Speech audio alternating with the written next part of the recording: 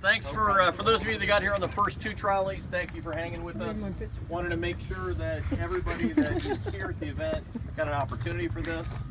I said this is something no one has seen before because this train actually arrived yesterday. It was, we were very pleased to see that it had arrived yesterday because this was intended all along. A couple of quick things before well, Catherine and I peel off this cover. New generation Rocky Mountain train. Has a brand new seatbelt on it that has been engineered that is completely different. It's not a ratcheting strap.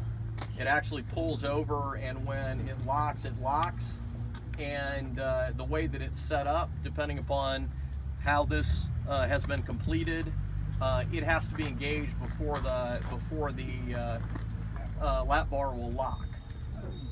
So it's a double restraint. I've gotten a couple of questions about the shin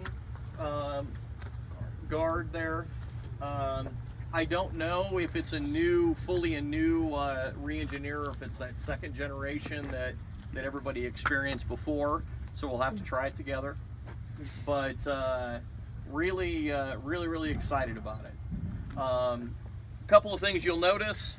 It has urethane wheels. So we're not going steel on steel, we're going urethane on steel. That should quiet the ride and make it even more smooth than it should be just purely by design. Also, because we have a hot rod theme, I think you're going to love the design of this particular train. So without further ado, let's... Hold on, I have to untie. Don't go yet. Hold on. Okay. All right. All right, you tell me when you're ready, Catherine. Okay, I'm ready. All right, let's go. You ready? Yep. All right, go.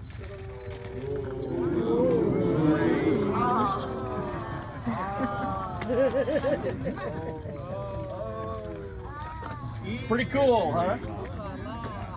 So, That is nice. You guys take all the pictures you want to. Take pictures of the false drop that's back here. You can actually, as you go down a little further, you can see a little more structure.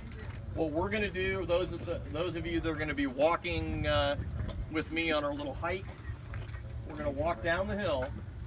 We're going to walk down the road on pavement until we get to the maintenance parking lot that's down at the other end of the service road. We will then walk up a service road that's gravel to the top of that ridge. So you're going to get a really good view of the park and of the structure around it. But bless you. But it's going to be. I won't discount it. It's going to be a fairly. It'll be a fairly strenuous walk because that's about a 50-degree grade. So keep all that in mind.